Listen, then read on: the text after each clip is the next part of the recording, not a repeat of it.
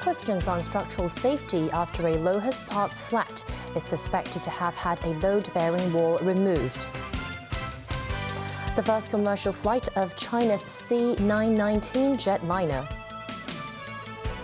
And in America, an agreement in principle between the top congressional Republican and the White House on the U.S. debt ceiling.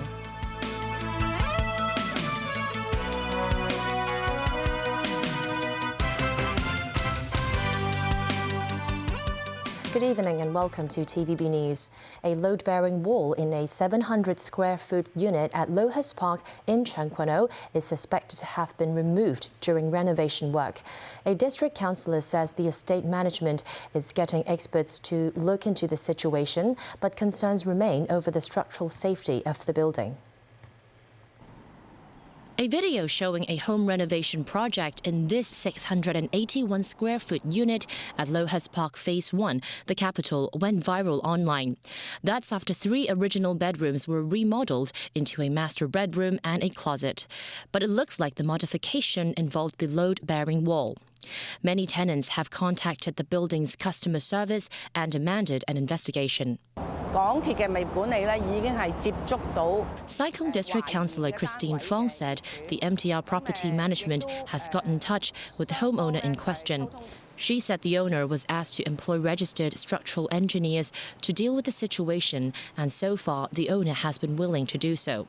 Experts say floor plans usually indicate load-bearing walls with bold lines.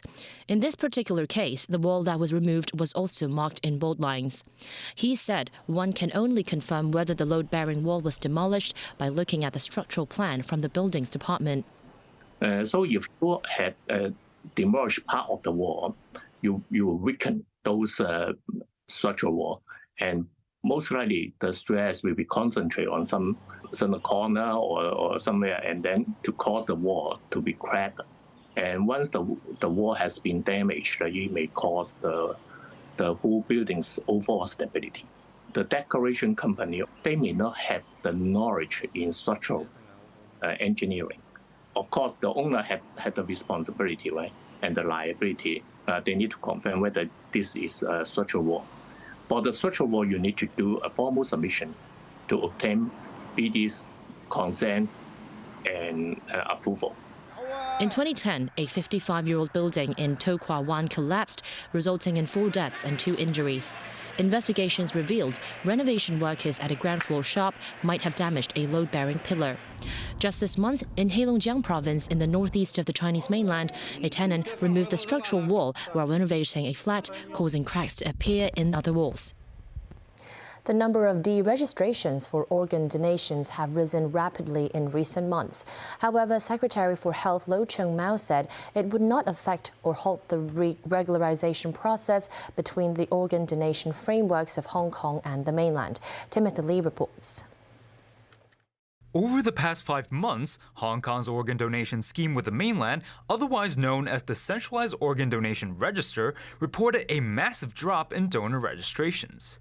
But local health authorities stressed that the donation mechanism retains strong approval from residents. Speaking with TVB News, Secretary for Health Lo Chung-Mao said the city overwhelmingly supports the current organ donation system, blaming many of the deregistrations on malicious individuals. Some of the people, they don't understand the current organ donation and transplant system and how much our motherland has improved in the system so that it's now all up to international standard. There is a lot of misinformation and ill-intended information put up in the media, trying to smear our organ donation system and also trying to disrupt this cross-border collaboration. I would clearly want to condemn these acts. Lo added that ongoing discussions for the organ donation framework include the mainland and the SAR actively contacting each other if unable to find a suitable local recipient for a donated organ. The health chief emphasized that the mainland has been easing transport for mainland organs to the city in recent times. Our motherland has always been very supportive of the organ transplant activity in Hong Kong.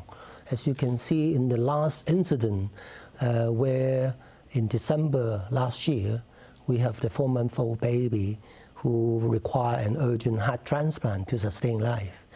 All the bureaus, departments in the mainland government were very supportive in creating a green channel for a cross-border heart donation. Low said that as residents could still deregister from the organ donation scheme even without a prior registration, the Department of Health must urgently update its registration process to avoid further abuse. Meanwhile, the hospital authority reminded residents that prerequisites for body donations include the death certificate of the donor. Timothy Lee, TVB News. China's first self-developed and produced passenger jet has successfully completed its first commercial flight from Shanghai to Beijing. It returned to Shanghai later. President Xi Jinping called it a triumph, and state media said it could break the West's aviation monopoly. David Garrett reports. Preparing for takeoff, Shanghai Hongqiao Airport on a beautiful sunny morning. A project that's been 15 years in the making. These are the first passengers to experience what it's hoped will be the future of Chinese passenger planes. As the flight attendants checked tickets, some staff got emotional and waved as the C919 aircraft prepares to take to the sky. After the final checks were made, a potential rival to the Airbus SE's A320 is ready to fly. State-backed China Eastern Airlines has ordered 5 C919s, and the company operated the new aircraft's first commercial flight from Shanghai to Beijing. The 164-seater with 8 business-class seats could also rival Boeing's 737. Although Chinese designed and manufactured, it does rely on some Western components. China hopes to produce 150 C919s a year within the next 5 years. From a great vantage point, these flight enthusiasts were seeing history firsthand. This student wrote down the details in his own flight log. He plans to take a trip from Shanghai to Chengdu on the C919 next week. On board, these shots seem to show everything working well. More than 130 passengers relaxing in the cool air conditioning and enjoying movies. The food looked tasty, and the plane even had its own birthday cake. And less than 3 hours later, they were in Beijing. This footage, filmed by a passenger on a mobile phone, shows the view as the plane touches down in the capital. A gentle landing greeted by applause.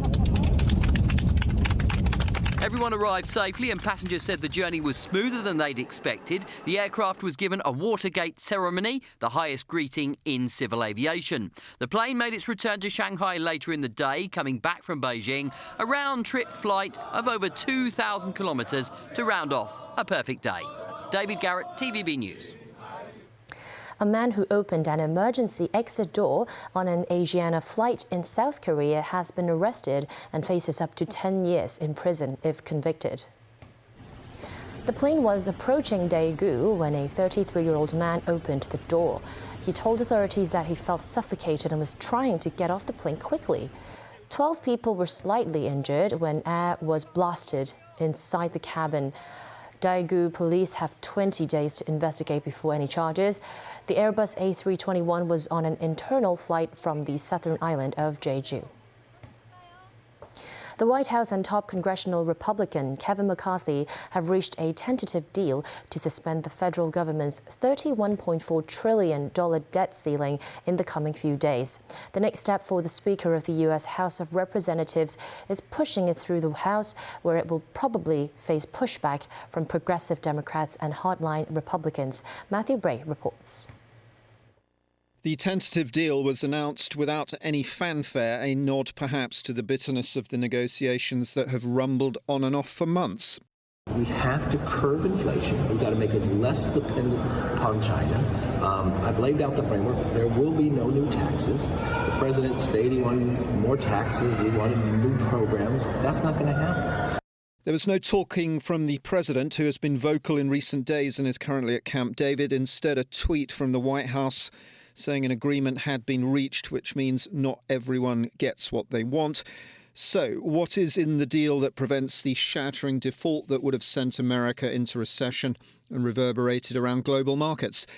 The deal suspends the debt limit through to January 2025 while capping spending in the 2024 and 25 budgets.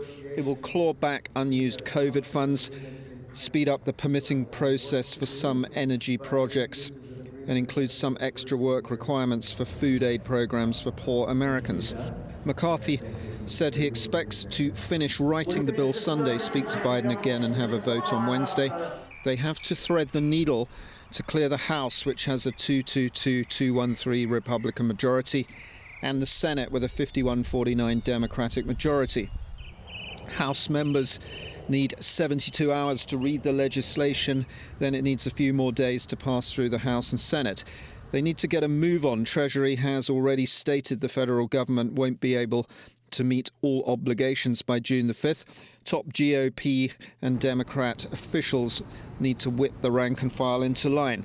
A revolt by the House Freedom Caucus, which has sway with McCarthy, could derail the deal if they think spending cuts don't go far enough. Equally, Liberal Democrats could vote against the bill if it cedes too much ground to Republicans.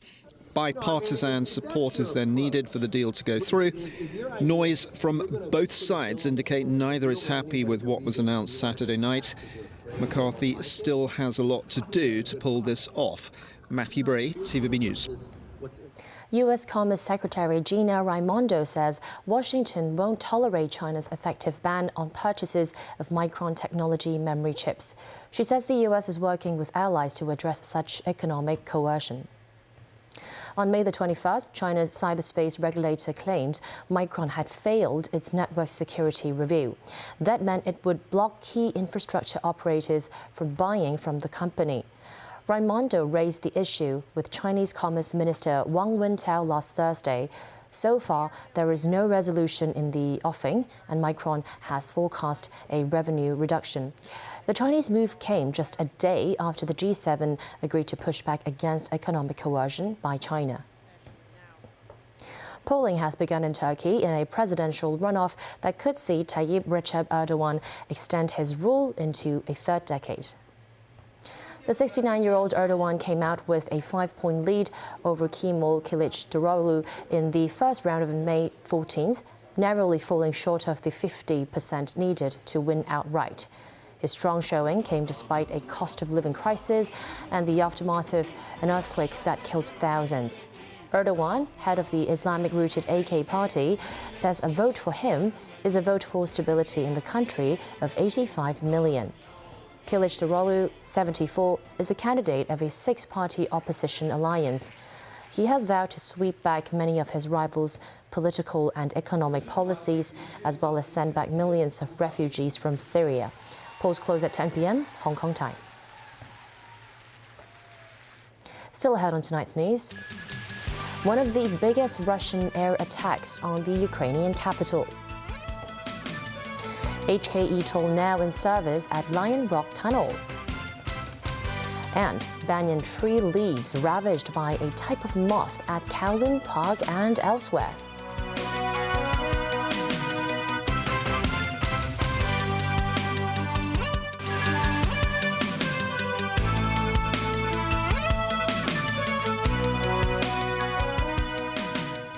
Welcome back to TVB News.